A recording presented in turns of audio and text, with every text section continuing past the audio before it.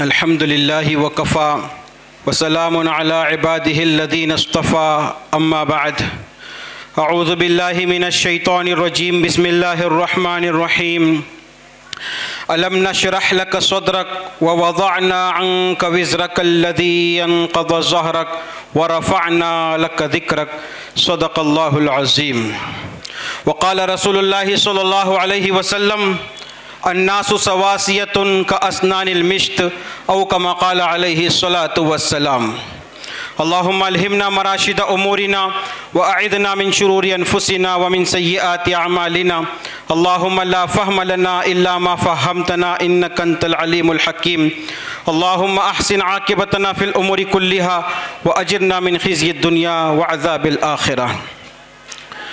सलाम उस पर के जिसके घर में चांदी थी न सोना था, सलाम उस पर कि जिसके घर में चांदी थी न सोना था, सलाम उस पर के टूटा बोरिया जिसका बिछौना था, सलाम उस पर कि जिसने खून के प्यासों को क़बाएँ दी, सलाम उस पर कि जिसने गालियाँ सुनकर दुआएँ दी, सलाम उस पर जो सच्चाई की खातिर दुख उठाता था, सलाम उस पर जो सच्चाई की खातिर दुख उठाता था, सलाम उस पर जो भूखा रह के औरों को खिलाता था।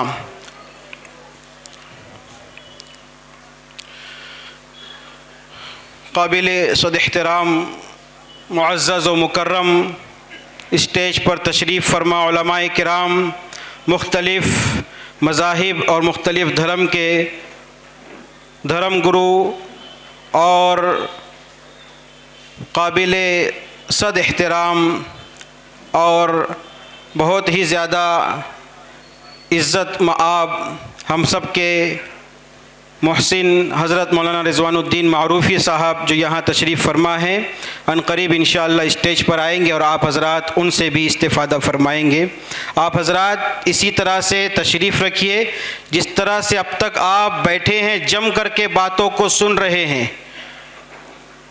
किसी को कोई तकाज़ा होगा, कोई क्या काम छोड़ करके आया होगा, लेकिन इसके बावजूद आप जम करके बैठे हैं। मैं गुजारिश करूंगा आखिरी में हमारे आज के चीफ़ गेस्ट हज़रत मौलाना रिज़वानुद्दीन मारूफ़ी साहब आपसे बात करेंगे, आप उनके ख़िताब को भी मुकम्मल सुन करके जाएं और इस प्रोग्राम के ख़त्म पर आपके लिए खाने का भी इंशाअल्लाह नज़्म होगा। आज का ये प्रोग्राम सीरतुन नबी कॉन्फ्रेंस और एकता सम्मेलन के उन्वान से रखा गया है। ये दोनों चीज़ें बहुत ही अहमियत की हामिल हैं और दोनों के अंदर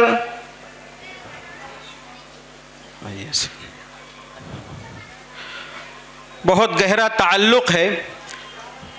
मैं काफ़ी देर से आप हज़रात के सामने जो मुक़र्रिरीन बयान कर रहे थे सबको सुन रहा था और कुछ पॉइंट्स मैंने नोट किए थे ताकि मैं आप हज़रात के सामने वो पॉइंट्स रख सकूं, लेकिन वक्त चूँकि बहुत ज़्यादा हो चुका है और एक दो मुक़र्रिरीन हमारे दरमियान अभी बाकी हैं, तो मैं मुख्तसर करने की कोशिश करूँगा। पॉइंट टू पॉइंट चंद बातें आपके सामने इंशाअल्लाह रखूँगा। अल्लाह ताला वक्त में बरकत दे और मुझे सही बात कहने की तौफ़ीक़ अता फ़रमाए।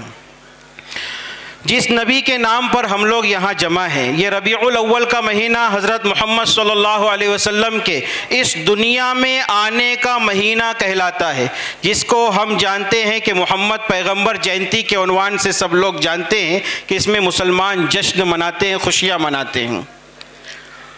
हज़रत मोहम्मद सल्लल्लाहु अलैहि वसल्लम कौन है, क्या है, थोड़ा सा पहले इनको समझें। ये एकता सम्मेलन का प्रोग्राम है। माशाअल्लाह हमारे दरमियान भंते जी ने भी बहुत अच्छी अच्छी बातें, सबकी इंसानियत की बातें और सबके मंगल के लिए बातें जो पेश की है, सबकी कामयाबी और सबकी भलाई की बातें पेश की है। ज्ञानी जी ने भी बहुत ही अहम पॉइंट के ऊपर बहुत काम की बातें पेश की है। मैं हर एक की तशरीह नहीं करना चाहता, इसी के साथ में इससे मिलती जुलती चंद बातें मैं आपके सामने रखना चाहता हूँ कि एकता सम्मेलन को भी समझना है कि हम सबको किस तरह से मिलजुल कर के प्यार मोहब्बत के साथ में रहना है। हम अलग अलग मज़ाहिब के लोग हैं, अलग अलग धर्म के मानने वाले हैं और ये मेरे देश भारत की ख़ास विशेषता और पहचान है कि इसी मुल्क के अंदर बहुत सारे मज़हब और धर्म के मानने वाले अलग अलग जाति के लोग रहते हैं, लेकिन मुत्तहिद होकर एक होकर के रहते हैं। मानते हैं कि नहीं मानते आप लोग ये बात? अभी अल्हम्दुलिल्लाह ये 2-3 दिन पे हमने जो देखा है, गणपति का त्यौहार भी हुआ और 12 रबीउल अव्वल का ईद मिलाद भी हुआ। अल्हम्दुलिल्लाह पूरे मुल्क भारत के अंदर मुसलमानों ने भी, हिंदुओं ने भी और दीगर समाज के लोगों ने मोहब्बत और एकता को बताया है। इसी अनेकता के अंदर हमारी एकता छुपी हुई है। इसको बाकी रखना, इसको बरकरार रखना, ये हम सब आवाम की, हम सब इस देशवासियों की जिम्मेदारी है। इसी जिम्मेदारी को निभाने के लिए ये एकता सम्मेलन और सीरतुन नबी का प्रोग्राम रखा गया है। ऐसा ना हो कि सब अपने अपने मज़हब के त्यौहार मनाते रह जाएं और एक दूसरे के मज़ाहिब को समझने का मौका ही ना मिले, एक दूसरे को पढ़ने का मौका ही ना मिले। हमें एक दूसरे के मज़हब को भी समझना होगा। हम रहते एक साथ हैं, हम एक साथ मिलजुल कर के रहते हैं, एक साथ व्यवहार करते हैं, कारोबार करते हैं, लेकिन हम सिर्फ नामों से एक दूसरे को पहचानते हैं। उनकी दूसरी पहचान जो धर्म से ताल्लुक़ रखती है और अलग अलग धर्मों से ताल्लुक़ रखती है, और अलग अलग धर्म अलग अलग फूल की तरह से गुलदस्ता बन जाता है। गुलहाय रंगा रंग से है ज़ीनते चमन वाली बात पाई जाती है, लेकिन अलग अलग फूलों की क्या तासीर है हम इसको समझने की कोशिश नहीं करते।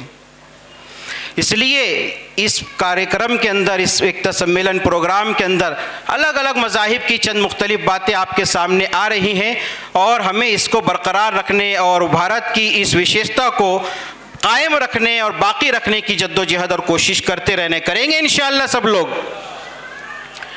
हज़रत मोहम्मद सल्लल्लाहु अलैहि वसल्लम के नाम पर आज हम जमा है, उनकी जयंती का, उनकी दुनिया में आने का ये मौका है। उनकी शख्सियत क्या है, मुख्तसर में इसको समझने की कोशिश करें। हज़रत मोहम्मद सल्लल्लाहु अलैहि वसल्लम वो ज़ात पाक है, वो शख्सियत है कि जिसको इस दुनिया में भेजना अल्लाह ताला को मकसूद था और आपको ऐसा अल्लाह ने बनाया है, ऐसे कमाल और ऐसे औसाफ दिए हैं और ऐसी बुलंद मकाम और ऐसी बुलंद शान अता फरमाई है कि आप इस दुनिया में आए भी नहीं थे। आपके इस दुनिया में आने से पहले हजारों साल, बल्कि इस दुनिया के अंदर मानव जाति के इंसान की पैदाइश से भी पहले आपके नाम को अल्लाह ताला ने अपने अर्श के ऊपर लिख दिया था। ला इलाहा इल्लल्लाह मुहम्मदुर रसूलुल्लाह अल्लाह के अर्श पर लिखा था। हज़रत आदम अलैहिस्सलाम से गलती हो गई, जन्नत से वो दुनिया में आ गए तो रोते रहते थे, अल्लाह से माफ़ी मांगते थे कि ये गलती मुझसे हो गई है, अब माफ़ कर दीजिए। एक दिन दिल में ख्याल आया कि किसका वसीला लगाना पड़ेगा। वसीला लगाने के लिए हज़रत आदम अलैहिस्सलाम ने नाम लिया मुहम्मदुर रसूलुल्लाह सल्लल्लाहु अलैहि वसल्लम का। अल्लाह ताला ने पूछा कि आदम, मोहम्मद को तुम कैसे जानते हो? तो आदम अलैहिस्सलाम ने कहा कि जब आपने मुझे पैदा किया और मेरे जिस्म के अंदर आत्मा डाली, रूह डाली, मैंने जब आंख को खोला तो मैंने आपके अर्श पर लिखा देखा था, ला इलाहा इल्लल्लाह मुहम्मदुर रसूलुल्लाह। आप सल्लल्लाहु अलैहि वसल्लम दुनिया में आए भी नहीं हैं, इंसानों की तख्लीक भी नहीं हुई और आपका नाम आसमानों पर लिया जा रहा है। फिर आप दुनिया में आए, आदम अलैहिस्सलाम आए, नूह अलैहिस्सलाम आए, मूसा अलैहिस्सलाम आए, ईसा अलैहिस्सलाम आए, और भी लाखों अंबिया इस दुनिया के अंदर, इस धरती के अंदर आए हैं। सब ने हज़रत मोहम्मद सल्लल्लाहु अलैहि वसल्लम का नाम लिया है, ये कुरान कहता है। और बहुत से नबियों ने ये ख्वाहिश जाहिर की कि हमें वक्त का नबी भले ना बनाया जाए लेकिन आखिरी नबी का उम्मती बना दिया जाए। आप सल्लल्लाहु अलैहि वसल्लम दुनिया में जब आ गए तो आपके शान और आपका मर्तबा और दिन ब दिन तरक्की करता गया, बढ़ता गया। हर जगह आपका नाम लिया जाता है। आज अल्हम्दुलिल्लाह इस पूरी दुनिया के अंदर हज़रत मोहम्मद सल्लल्लाहु अलैहि वसल्लम का नाम कोने कोने और चप्पे चप्पे में लिया जाता है। वरफ़अना लका ज़िक्रक, जो मैंने कुरान की आयत पढ़ी कि अल्लाह ने फरमाया कि हमने आपके नाम को बुलंद कर दिया है। इतना बुलंद कर दिया, इतना बुलंद कर दिया कि हर दिन आपका नाम बुलंद होता रहेगा, होता रहेगा, होता रहेगा, कभी इसमें कमी नहीं आएगी। एक एग्जाम्पल मैं पेश करना चाहता हूँ, और ये इसलिए भी कि एकता सम्मेलन में हमें एक दूसरे के मज़ाहिब को, एक दूसरे के धर्म को समझना चाहिए कि इसमें क्या है। आजकल अज़ान का बहुत बड़ा मसला चल रहा है। अज़ान को लेकर गलत फहमी पैदा हो रही है कि अज़ान क्या चीज़ है। हमारे एक हिंदू भाई आए मस्जिद के अंदर और उनसे जब पूछा गया अज़ान का तर्जुमा, अज़ान का अर्थ उनको बताया गया, तो उन्होंने कहा कि अब तक 40 साल से हम ये समझते थे कि मुसलमान अज़ान के अंदर अकबर बादशाह को याद करते हैं। अकबर बादशाह, हिंदुस्तान का बादशाह, वो अभी गुजरा और मुसलमान 1450 साल से अजान दे रहे हैं, उसका अकबर बादशाह से क्या ताल्लुक? अल्लाहु अकबर का मतलब क्या है हमने आज तक हमारे भाइयों को बताया तक नहीं है। हमारी गलती है, हमारी कोताही है कि हमने अपने साथ रहने वालों को, उठने बैठने वालों को, मिलने जुलने वालों को अल्लाहु अकबर का तर्जमा और मतलब और अर्थ भी नहीं बताया है। ये हमारी गलती है। अल्लाहु अकबर का माना होता है अल्लाह सबसे बड़ा है, अल्लाह सबसे बड़ा है, अल्लाह सर्वश्रेष्ठ आहे। अशहदु अल्ला इलाहा इल्लल्लाह का मतलब होता है मैं साक्ष्य देतो कि अल्लाह शिवाय कोनी ही उपास्य ईश्वर नाही। मैं गवाही देता हूँ कि अल्लाह के सिवा कोई भी इबादत के लायक नहीं। अशहदु अन्ना मुहम्मद रसूलुल्लाह, मैं साक्ष्य देतो कि माननीय मोहम्मद पैगंबर सल्लल्लाहु अलैहि वसल्लम अल्लाह चे संदेश वाहक आहेत। हय्या अलस सलाह, नमाज कड़ैया, नमाज के लिए आओ। हय्या अलल फलाह, सफलता कड़ैया, सफलता की कामयाबी की ओर आओ। अल्लाहु अकबर ला इलाहा इल्लल्लाह। फिर आखिर में वही बात, ये अजान का तर्जुमा मतलब मुख्तसर में मैं बता करके ये बताना चाहता हूँ कि हज़रत मोहम्मद सल्लल्लाहु अलैहि वसल्लम के नाम को मुसलमान अजान में 1 मिनट इस्तेमाल करता है या 1.5 मिनट इस्तेमाल करता है। ये उनकी बड़ाई को बयान किया जाता है, अल्लाह की बड़ाई को बयान किया जाता है, किसी को उकसाने के लिए नहीं बयान किया जाता है, किसी के साथ बुरा नहीं किया, हर एक को सफलता की तरफ और भलाई की तरफ बुलाने के लिए कहा जाता है। कहीं भी अजान में मुसलमान का नाम आपने सुना क्या कि सिर्फ मुसलमानों को बुलाया जा रहा है? अच्छा, इस अजान के अंदर जो मुझे असल बात पेश करनी है वो ये है कि अजान हमारे इस धरती के ऊपर जो होती है वो 24 घंटे में 1 मिनट भी रुकती नहीं है, 1 मिनट के लिए भी रुकती नहीं है। और इसमें हज़रत मोहम्मद सल्लल्लाहु अलैहि वसल्लम का नाम लिया जाता है तो हर मिनट में कहीं ना कहीं नाम लिया जा रहा है, कई लम्हे के लिए भी वो नाम रुकता नहीं है। ये बात मैंने कई सालों से सुनी हुई थी और 1-2 जगह पढ़ी भी थी, लेकिन फिर आजकल का जो ज़माना है गूगल का और चैट जीपीटी का ज़माना, तो मैंने चैट जीपीटी से ये सवाल किया कि क्या ये बात सच है कि हर वक्त दुनिया के अंदर कहीं ना कहीं अजान होती रहती है? तो चैट जीपीटी से जो जवाब आया है वो ये है कि हाँ, ये बात सच है कि हर वक्त पूरी दुनिया के अंदर कहीं ना कहीं अजान होती रहती है, इसलिए कि धरती का जो निज़ाम बनाया गया है, सूरज के निकलने और डूबने का जो सिस्टम है, और मुसलमान उसके हिसाब से अजान 5 टाइम देते हैं, तो कहीं ना कहीं अजान हो रही होती है। हमारे मुल्क भारत के अंदर फजर की अजान जिस वक्त होती है कलकत्ता में सबसे पहले होती है और आखिरी में मुंबई के अंदर होती है। फजर की सिर्फ एक अजान होते होते होते होते कलकत्ता से मुंबई तक 66 मिनट लग जाता है। फिर इसी तरह से चैट जीपीटी के अंदर ये बात, अगली बात लिख करके आई कि अजान इंडोनेशिया से शुरू होती है, फिर मलेशिया, बांग्लादेश, हिंदुस्तान, फिर सऊदी अरब, फिर मिस्र, फिर यूरोप, फिर अमेरिका और आखिर में जापान। इस तरह से पूरी दुनिया के अंदर सूरज के निकलने का टाइमिंग घूमता रहता है। तो सबसे पहले अजान इंडोनेशिया में होती है, जापान में एंड होता है, और जिस वक्त अमेरिका के अंदर सुबह का 6 बज रहा होता है तो जापान के अंदर शाम का 6 बज रहा होता है। ये अल्लाह ताला ने एक सिस्टम बनाया है। हज़रत मोहम्मद सल्लल्लाहु अलैहि वसल्लम के नाम को बुलंद करने के लिए इसको कहा वरफ़अना लका ज़िक्रक, ऐ नबी जी हम आपके नाम को बुलंद करेंगे, इसलिए कि हर एक तक ये नबी का नाम पहुंचना चाहिए, उनका पैगाम पहुंचना चाहिए। उस नबी ने हर एक के साथ भलाई का मामला करना सिखाया है, हर एक के हुकूक सिखाए हैं, सबके साथ बराबरी का बर्ताव करना सिखाया है। शुरू में जो मैंने हदीस पाक छोटी सी पड़ी थी, अन्नासु सवासियतुन कास्नानिल मिश्त, इंसान सब के सब बराबर है, जिस तरह से कंघी के दाने बराबर होते हैं, सबको एक समान देखा जाए, सबके साथ बराबरी का बर्ताव किया जाए, ये इस्लाम की तालीमात है। और आप देखेंगे अल्लाह की इबादत करना, परस्तिश और पूजा करना, ये थोड़े वक्त के लिए है, दिन भर के अंदर 1.5 घंटा 1.25 घंटे का वक्त लगता होगा, इसकी तालीमात बहुत कम है। 10% या 20% सिर्फ अल्लाह की इबादत के बारे में हुक्म कुरान के अंदर आया है। 80% से ज़्यादा हुक्म ये आया है कि लोगों के साथ आपको कैसे रहना है, लोगों के साथ बिहेवियर कैसा करना है, बर्ताव कैसे करना है, किरदार कैसा हो, बीवी बच्चों के साथ आपको कैसे रहना है, पड़ोसियों के साथ कैसे रहना है, ग्राहक के साथ कैसे रहना है, मालक के साथ कैसे रहना है, नौकर के साथ कैसे रहना है। हर एक चीज़ हमारे नबी हज़रत मोहम्मद सल्लल्लाहु अलैहि वसल्लम हमको सिखला करके गए। यहाँ तक कि रास्ते में चलना है तो कैसे चलना है, थूकने की ज़रूरत पड़ जाए तो थूकना कैसे, ये तक सिखाया है।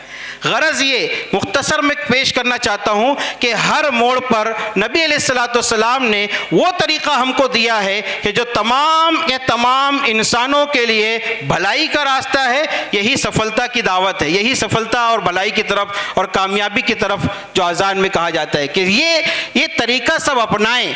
इस तरीके के मुताबिक अगर आप चलेंगे तो फिर दुनिया के अंदर आप देखेंगे सब तरफ अमन और शांति होगी। हर एक दूसरे का हक देना चाहता है, हक लेने वाले नहीं मिलते हैं, और ये अल्लाह के नबी हज़रत मोहम्मद सल्लल्लाहु अलैहि वसल्लम के सहाबा के ज़माने में हुआ है। हक देने वाले ढूंढते थे कि हमको देना है, लेकिन लेने वाला नहीं मिलता था, और झगड़ा हर जगह लेने का ही है। और नबी ने ये तालीमात जो दी है वो दूसरों को देना है कि दूसरों के आप हक अदा करो, झगड़ा ही ख़त्म हो जाएगा।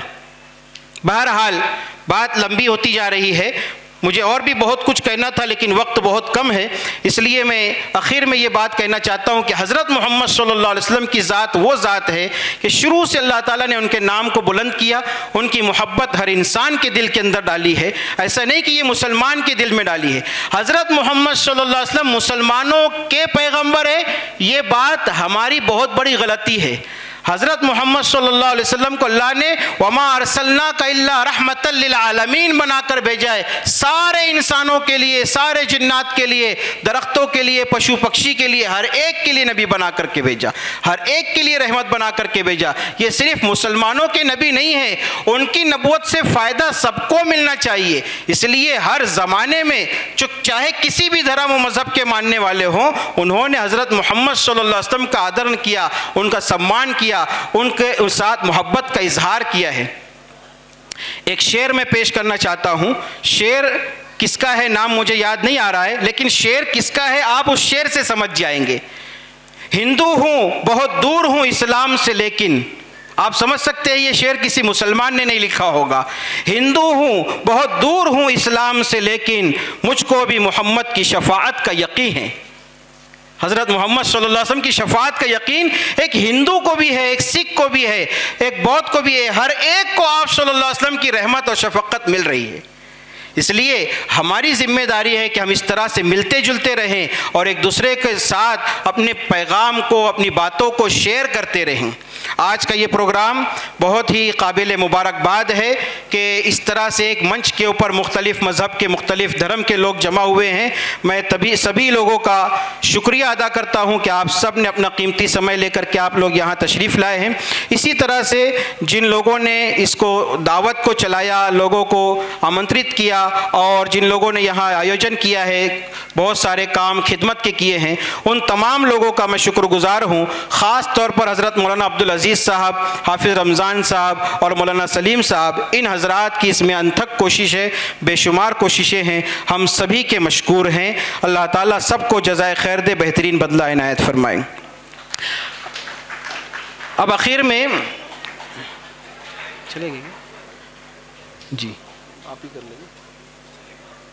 ऑस्कर होली क्रॉस चर्च के एक ज़िम्मेदार हैं, हमेशा वो प्रोग्राम में आते हैं और वहाँ प्रोग्राम होता है, हम सबको भी मदऊ करते हैं। आज हमारे दरमियान में उनके साथ वाघमारे सर के साथ अरुण घोड़ेराव, जो महाराष्ट्र अंधश्रद्धा निर्मूलन समिति के हैं अध्यक्ष, एक रुकन है। इसी तरह अखिल भारतीय मुस्लिम मराठी साहित्य सम्मेलन, इसके भी एक रुकन है, वो हमारे दरमियान में है। मैं उनको बहुत ही एहतराम के साथ दावत देता हूं कि वो आए और आज के इस प्रोग्राम में मानवता के बारे में जो विचार है और एकता के बारे में जो अहम बातें हैं वो उसको पेश करें।